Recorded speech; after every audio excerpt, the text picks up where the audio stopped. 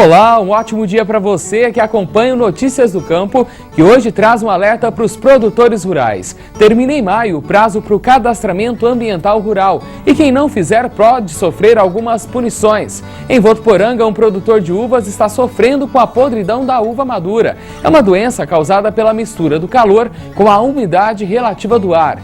A hora certa e qual adubo utilizar faz toda a diferença no cultivo da orquídea. A nossa dica de hoje vai mostrar como ter sucesso ao cuidar da planta. E na receita da semana, o prato é uma deliciosa torta de frango. Ela é fácil de fazer e tem um recheio de dar água na boca. Isso e muito mais agora no Notícias do Campo.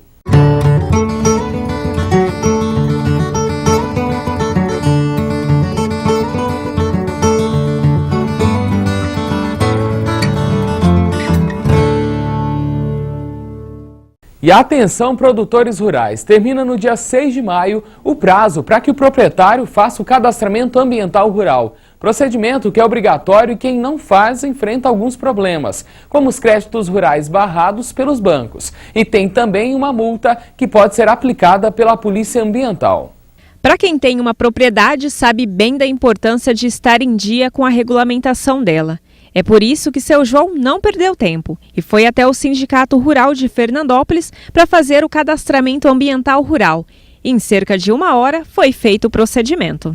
O cara é muito importante porque ele vem para auxiliar o proprietário rural a saber como lidar na sua propriedade, porque muitos proprietários, mesmo que tenham vontade e consciência da preservação, ele não sabe os limites necessários das nascentes, né, da tamanho das APP.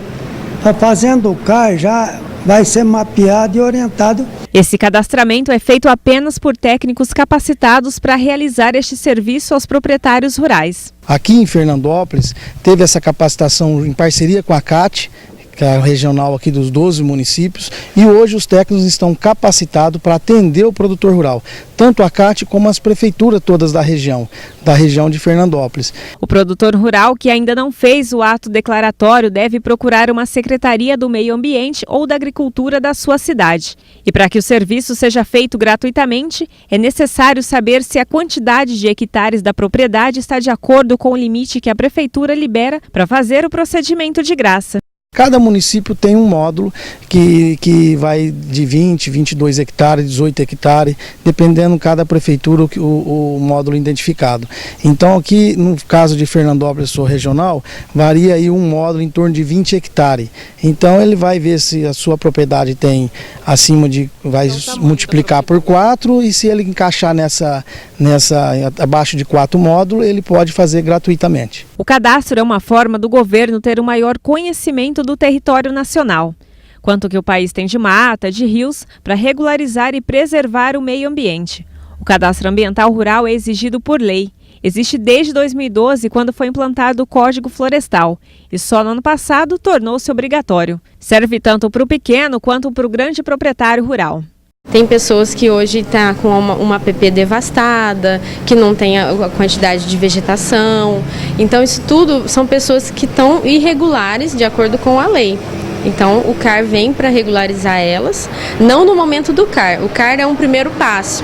Depois do CAR vai ter o PRA, que é um programa de regularização ambiental, que ele ainda não foi instituído, né, pelo governo, mas já tem um decreto dele, já existe em lei. E depois, quem terminar de fazer o CAR vai ser direcionado ao PRA, aqueles que tiverem a necessidade.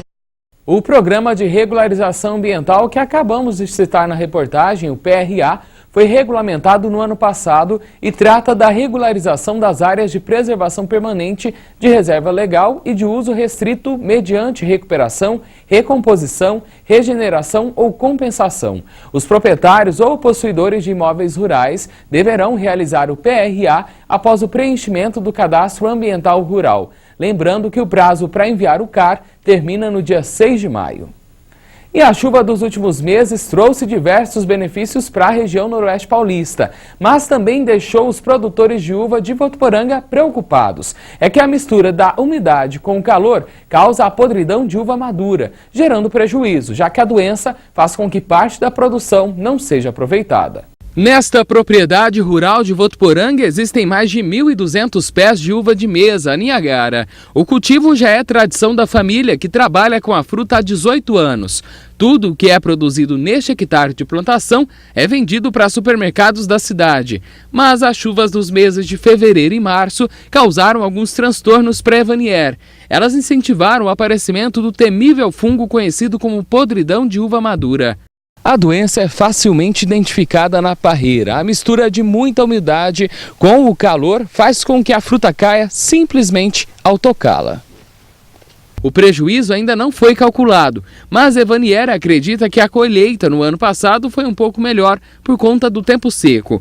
Mesmo assim, se mantém otimista e espera que a produção continue em torno de 25 toneladas em 2015. Isso graças à colheita que realizou no início do ano e também ao trabalho que ele faz continuamente.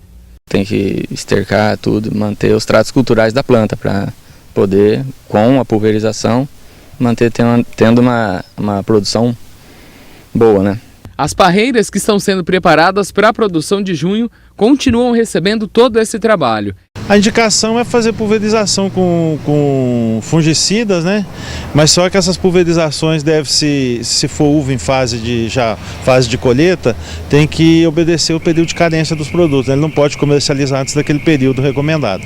Cuidados que para a Evanier compensa. Mesmo com os fungos, o produtor ainda considera viável manter a cultura durante todo o ano. São épocas, né? Então eu tenho uva o ano todo, então tem épocas de chuva e tem épocas que não pega chuva. Então, tirando o tempo da chuva, corre tudo bem. A Embrapa reforça ainda que para evitar que a doença se alastre pela produção, além da pulverização realizada pela Evanier, que acabamos de mostrar, também é preciso remover e destruir os frutos doentes, eliminar os ramos podados e promover a adubação equilibrada. O tratamento químico deve ser no final da floração e ser mantida para proteger as bagas. E hoje a nossa dica de plantas é para você que gosta e cultiva a orquídea. Para que ela cresça forte e bonita, saber qual adubo e a hora certa de colocar faz toda a diferença. Nós aqui usamos o adubo 10-10-10. Para quem conhece, a fórmula é o NPK. N significa nitrogênio, que serve para as folhas, o fósforo, flores e parte lenhosa da planta, e o potássio, que é o último elemento, que serve para fazer a fotossíntese e a retenção de água. Comprando essa planta florida, você não vai precisar usar adubação enquanto ela estiver com flor. Logo após o término da flor, corta-se a haste num determinado ponto, aí sim começa a adubação. Uma vez por mês, existe uma medida que a gente passa para o consumidor. Aí é só alegria, esperar a próxima floração. Alguns já sabem que existe na parte inferior da planta umas bocas chamadas estômato. Elas abrem na parte da manhã e na parte da tarde, é por onde ela se alimenta. Então o adubo deverá ser dissolvido em água e borrifado com bombas, principalmente na parte inferior do lado de baixo da planta. Aí você está dando a correta adubação para ela. De preferência de manhã ou bem à tardezinha, nunca no horário do sol quente. E a seguir nós temos outra dica. Vamos falar dos cuidados com o cabrito e também com o carneiro. E ainda na receita da semana, o prato é a torta de frango, também chamada de quiche. Nós voltamos já.